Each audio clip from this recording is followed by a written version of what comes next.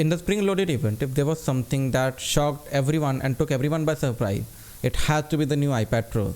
The M1 chip is not just in the Mac, it's now in iPad Pro, and it's going to blow you away. The new iPad Pro model, which we all thought that would have the new upcoming A chips or something, actually had the M1 chip inside. The very same chip that runs on the iMac, the very same chip that runs on the MacBook or the Mac Mini, the thing that has made their devices class apart in each of their categories. It is the first time that Apple has put a desktop class chip inside their iPad.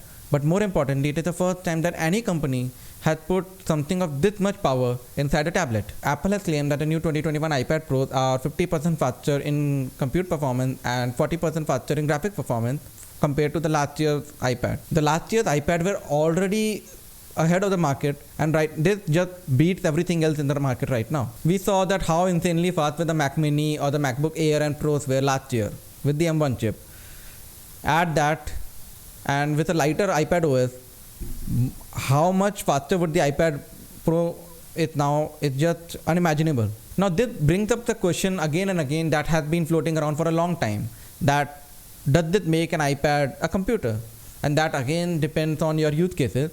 And I have talked about this in an older video of mine, which I'll be linking down below. But computer as a term has been drifting away from the traditional meaning for a long time now, because even as tablets have a limited operating system like the iPad,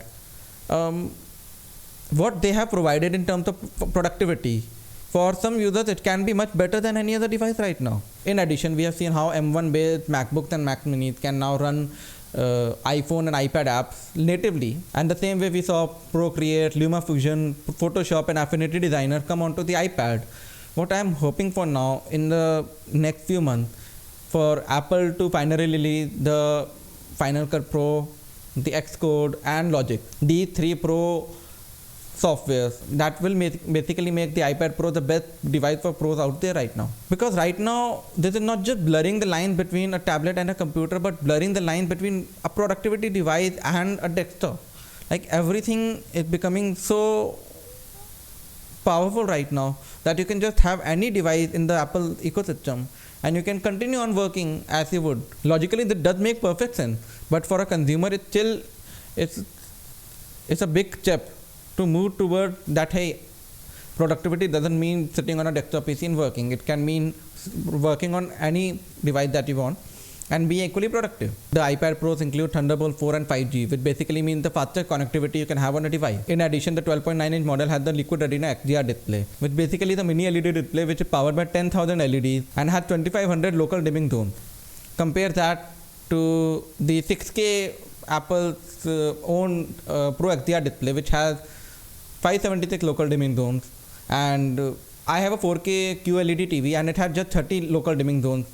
So compare that, and this iPad has over 2500 of the same. So basically right now in 2021, the Apple device with the best display on the market, with the best performance on the market and the best connectivity, it's an iPad. Add that to the versatility that you can have with the keyboard or pen or touch input. This makes the most versatile, most productive, most powerful device that you can have in your ecosystem. And that's it. If you have any other comments about the iPad or any other product that Apple released in the spring loaded event, please let me know in the comments down below. Please do like and share this video and subscribe to the channel if you like it. Thank you for tuning in. We'll see you in the next episode.